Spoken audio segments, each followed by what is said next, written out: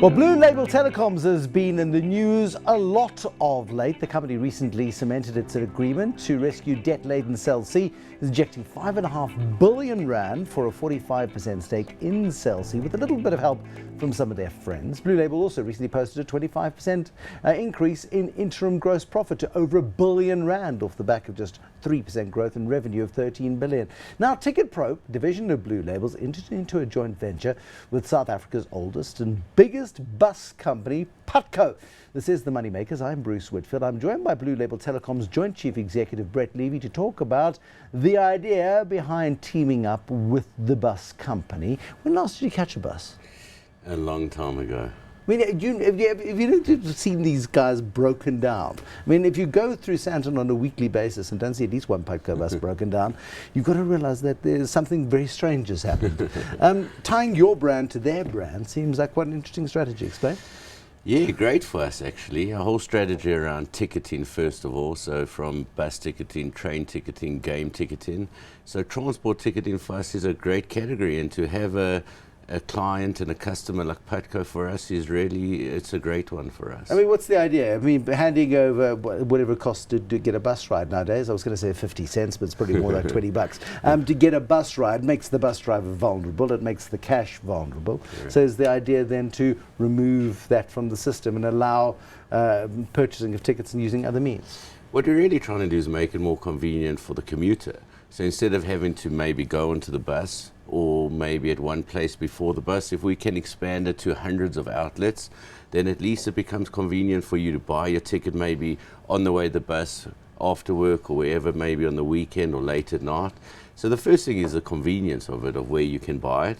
The second one is try to remove the cash that goes onto a bus. We're trying to remove the cash from this environment entirely so that the vulnerability does fall away. But for most, the commuter itself will have a much better experience of actually purchasing the ticket. And in time, the actual form of the ticket will change, where we're trying to obviously bundle more and more tickets into a single thing and a single place of entry. So, I mean, a card.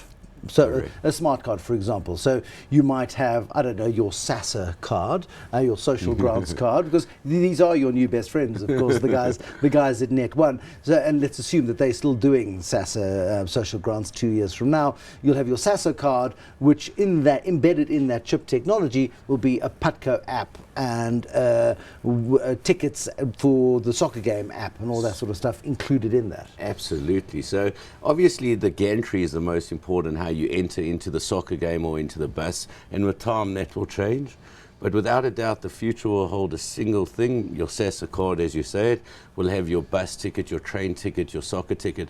And the reason for it, which is really clever and is coming, is to know the customer of a ticket. Right now, no one really knows. You go and buy a ticket to see the Blue Bulls or the Lions. No one knows that you're coming. So as the technology improves and you get cleverer, what will happen really simply is we'll know, hi, Brett, you've been to the Lions game 10 games in a row. Thank you very much for your loyalty. Will you go over to the bar? There's a beer and a hot dog waiting for you. So the actual interaction with the customer will become a lot better, and the reward for you as the customer is going to be a lot better. What technology are you going to use to deliver it, though? Is it going to be a smartphone technology? Is it going to be a card-based technology? What is the basis of it going to be for a mass market? So right now it's your normal elongated long ticket, as you'll know it, through a ticket machine.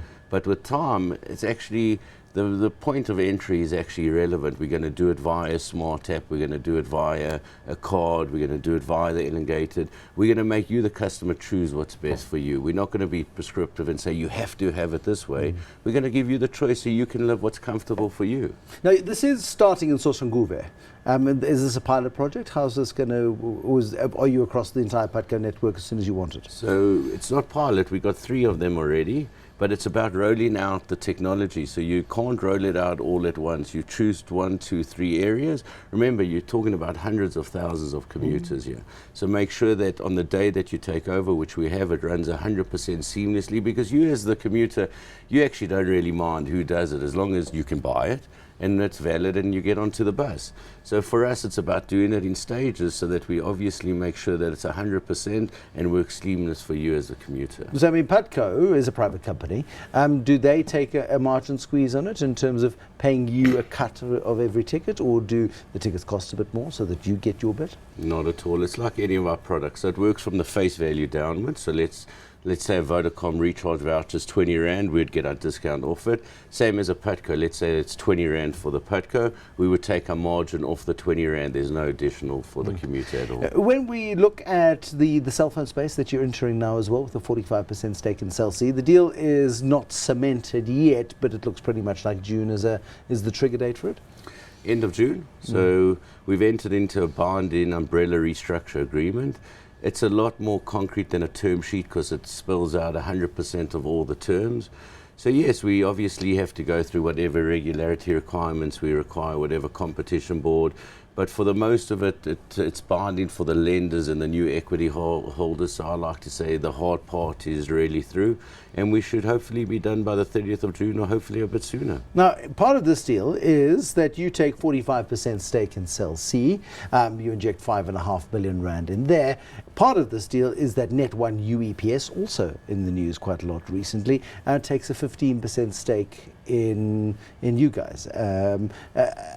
Explain to me how that's going to work and what sort of rights that gives Net1.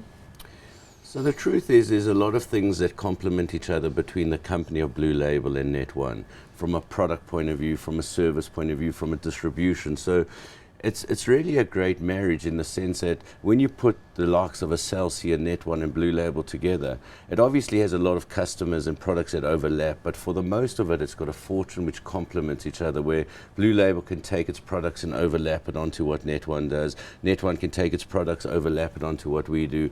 And from a distribution point between the two of us, obviously covering more and more of South Africa. So the first part is what the two companies, including Cell C, the three of us, can actually put together, and from a product, services and customers point of view.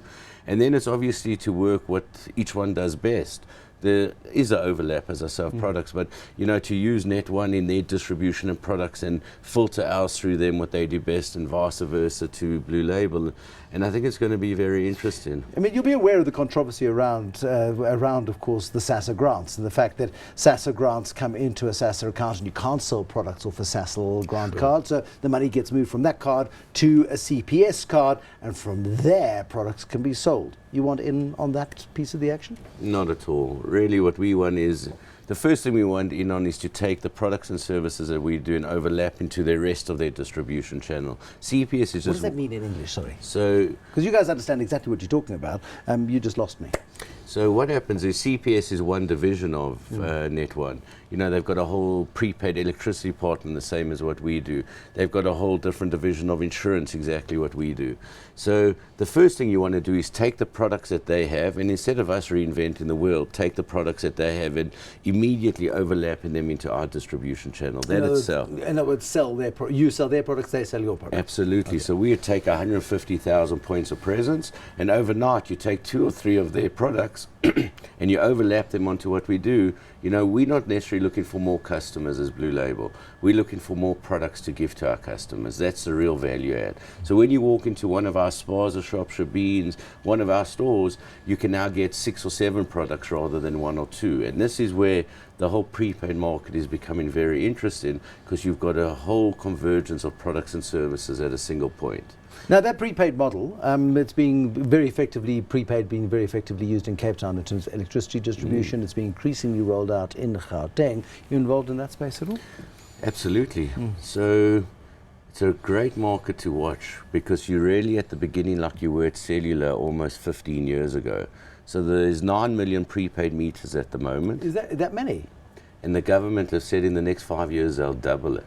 Okay. So you see an explosion into prepaid, and prepaid electricity in our world is almost becoming as big as telcos.